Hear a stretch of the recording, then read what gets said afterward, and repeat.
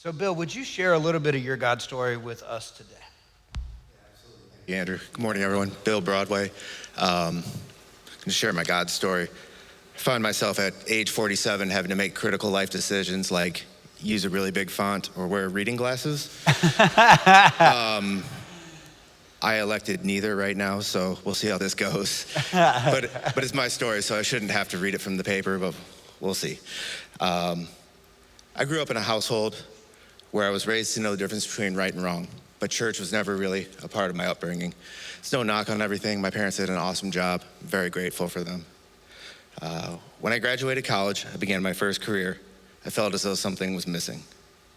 I'm a good person and thought that being kind and helping others, but not going to church, not having a relationship with God was good enough. After 9 years in that career, good enough was not good enough. I was being pulled in another direction.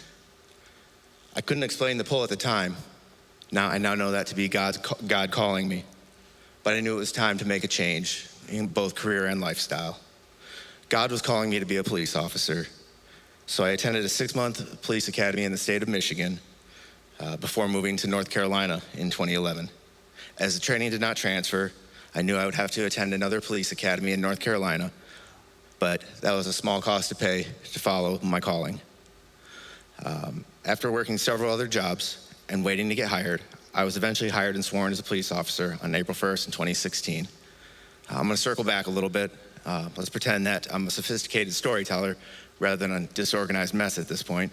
But circling back, after getting settled in North Carolina in 2011, I wanted to explore the pull that directed me to change careers. After some soul searching, I knew it was time to learn about God and start attending church.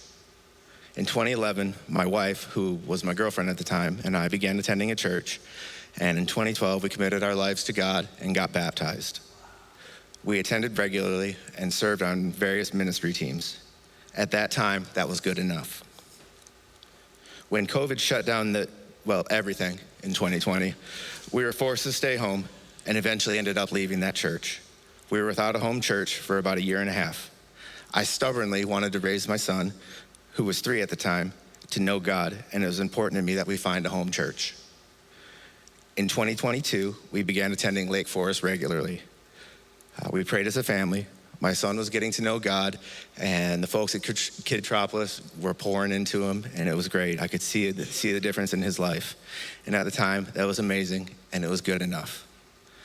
And then in December of 2023, good enough was not good enough. After several months of dealing with a medical mystery, I was diagnosed with stage 4 metastasizing cholangiocarcinoma, which is a very aggressive cancer of the bile duct. I was in pain, not eating, not sleeping, and I was forced to be hospitalized several times. Eventually, while beginning treatment in January of 2024, I was forced to go out of work, a short-term disability for several months.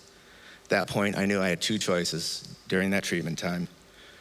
I could question everything about my pull, my destiny and everything, or I could lean in hard and double down on God.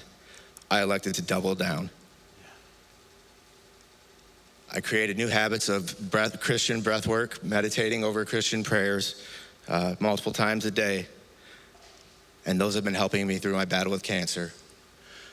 Recently, earlier this month, I was hospitalized again for 10 days, left with down about 12 pounds of lean body mass, which is my way of saying I usually prefer to fill out the sleeves of the shirt a little more.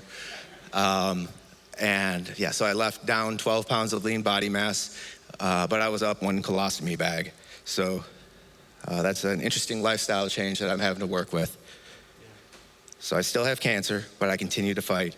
And I'll seek God's will and direction in this battle.